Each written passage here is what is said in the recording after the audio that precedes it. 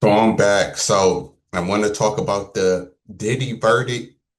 As we all seen yesterday, Diddy ended up getting 50 months. So we know that that's like what they say, 4 years and 2 months.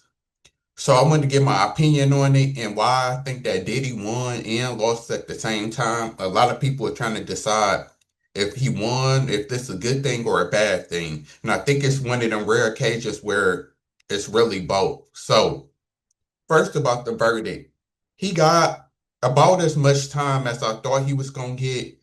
I didn't think there was any way that he was going to get time served and be released immediately, like a lot of people thought that he was. Because I have seen a poll predicting how much time he going to get, and like 50% said time served. Like a lot of people said, there's no way he was going to get time served when you look at the fact that the judge wouldn't even give him bond. Then the prosecution was looking for 11 years. So them two things didn't look good for Diddy.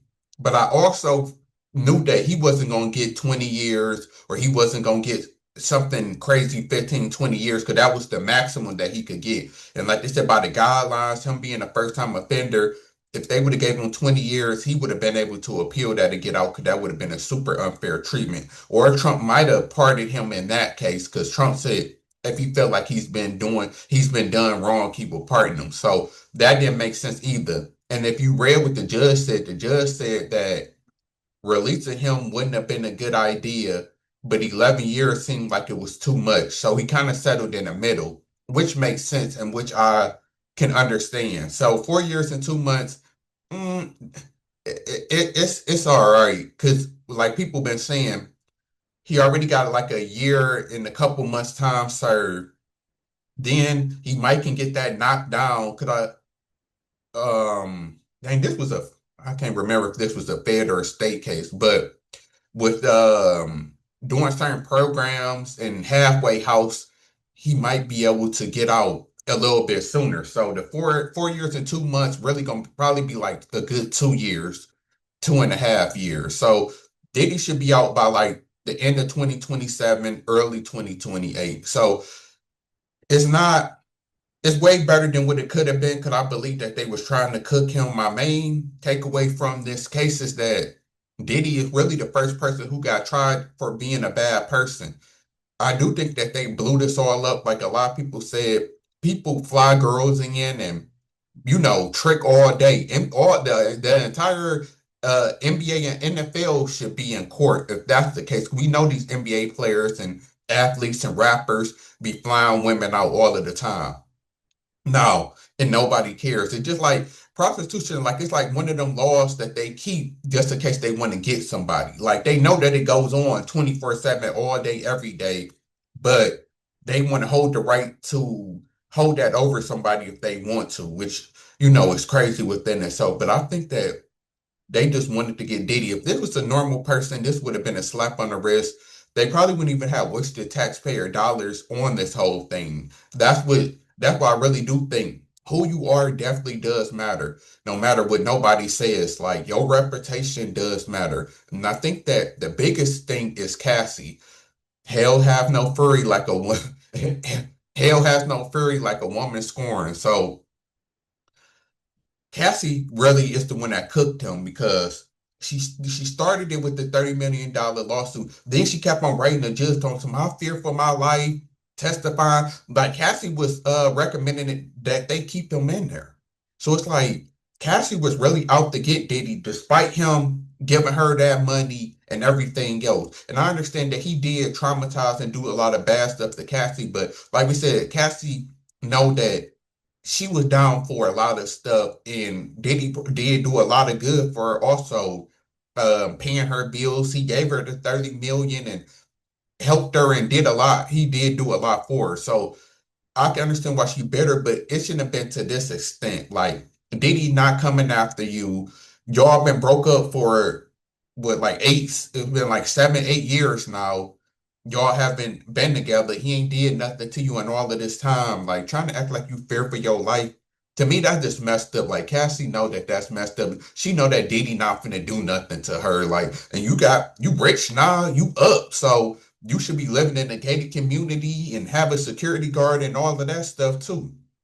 So I just think that is BS. But Cassie is what ultimately buried him. Like she just, this is one of the most bitter cases I ever seen. How she just kept writing the judge, "Oh, I fear for my life." I'm like, come on now.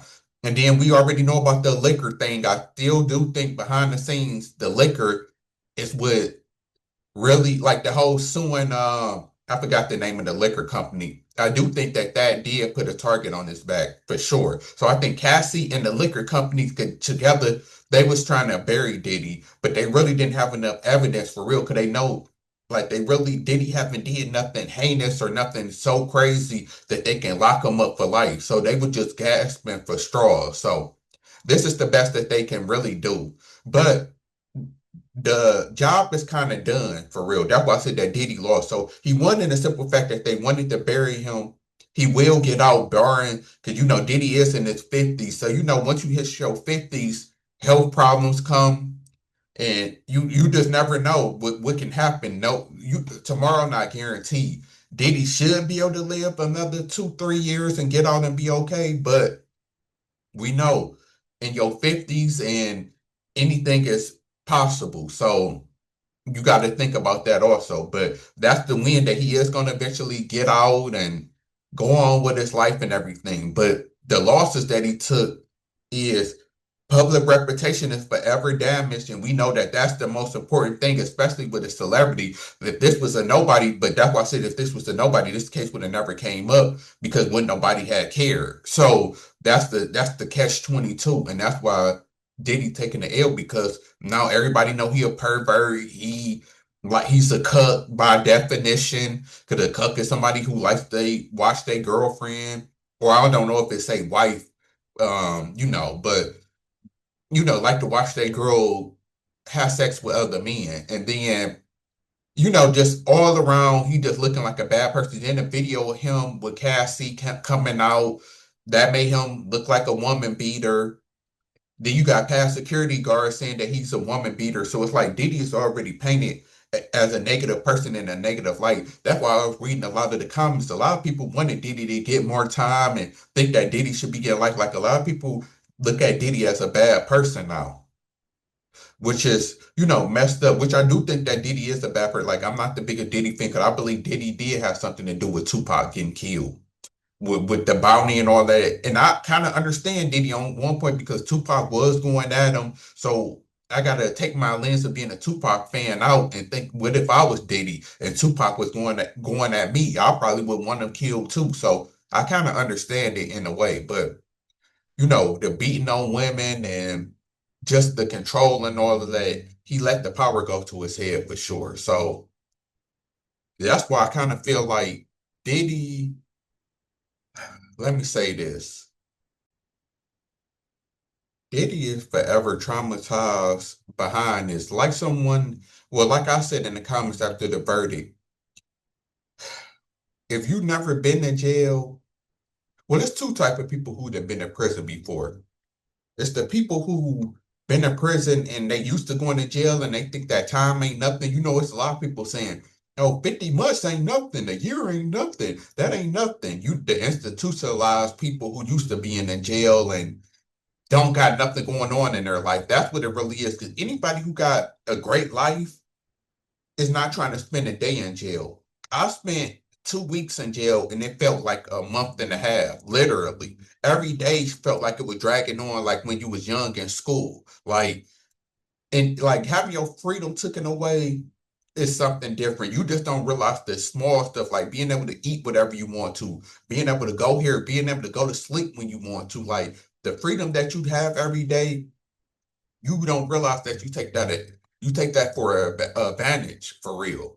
So for Diddy, imagine like I'm just a regular person feeling this way. Imagine a multi-millionaire like Diddy. Diddy is used to eating the best food, living in the best hotels, sleeping in the best bed. Like he done went from probably sleeping on a 20, $30,000 bed. I don't know how much the most expensive beds cost, but to sleeping on a prison mattress.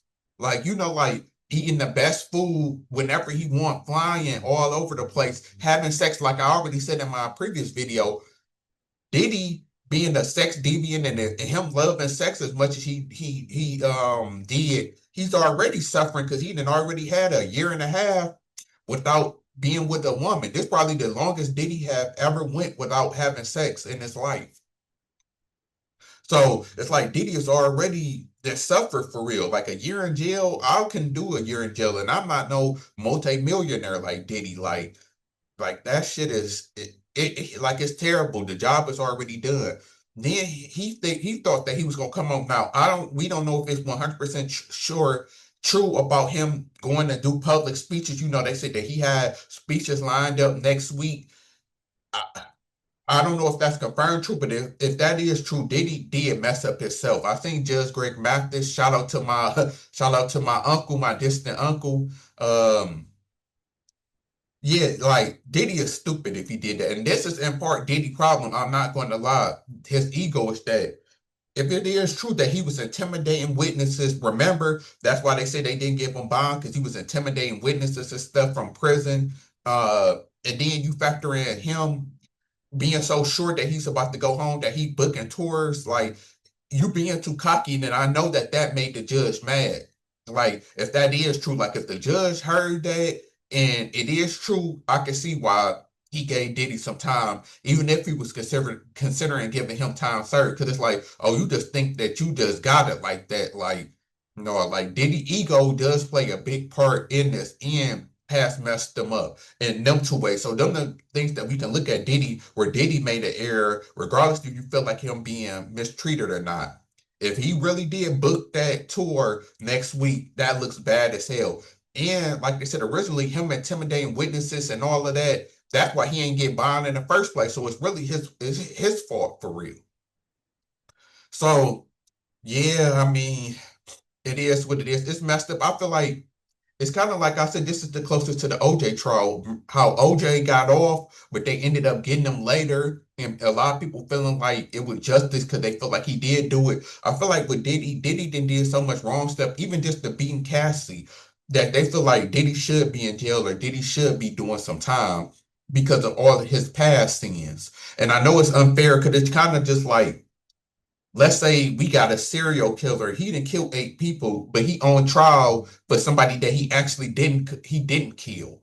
So it's like that tough situation to where like, okay, we know you didn't kill 8 other people, so you should still be in there, but technically you shouldn't because you're being tried for a murder that you didn't do. That's kind of how I feel with Diddy is that he paying for all of his past sins, but this charge, what they got him on, is kind of BS. Like this really should be probation at most. Like this should be like 3 years probation and time served. Like that's what he really should have got for something as minor as this, because there's no real victim besides Cassie, of course.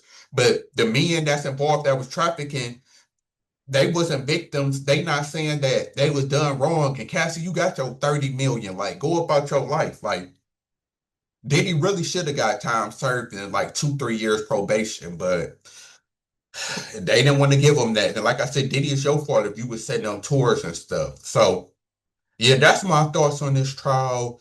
It's a win and a loss for Diddy. You know, Diddy be out. I know his first tour, like when he do get off that first interview, it's gonna do numbers like Cat Williams, Shannon Sharp numbers. I don't know who gonna get that interview, but I know the Breakfast Club, everybody gonna be trying to get Diddy first interview because that's gonna set records for sure. So we gonna see about that. And then, like I said, there's a chance that Diddy could get out because, like they said, with him doing programs, halfway houses, they like people rarely do they full time. People always get out like a year, 6 months early. So that's why I said Diddy probably be out in 2 years because he already got a year. So he got 4 years and 2 months.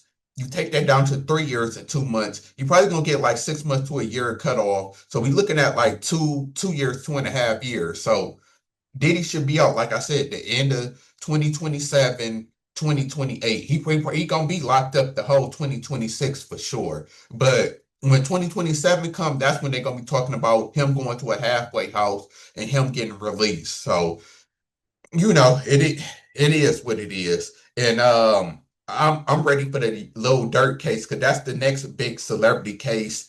I know if y'all know who Big U is, he got a big case coming up, but he's cooked. And look with the wiretap, they told me they got like 100 hours of wiretap. He cooked. But I do want to see the Lil Durk case because if Lil Durk get life in prison, this is gonna be one of the craziest stories of all time of taking the L and keeping it hood and keeping it real go wrong. Because Lil Durk had his life set up. He had a bad girl, he multi-millionaire, and then you could tell Durk is not really about that life. He's from Chicago and he from that, but you could tell like Durk is like the good kid that grew up in the hood, just like Kendrick was. But Kendrick was smart enough to not try to still keep up with the hood and keep it gangsta and try to look cool. He was smart enough to realize like, okay, that's not me. Like Lil Durk can do. Like you could tell Lil Durk, like you feel me? You could tell Lil Durk like a cool dude for real. Like he not really that for real. And it's messed up he let it get him. But peer pressure a motherfucker. But that's another subject for another day. And I'm out.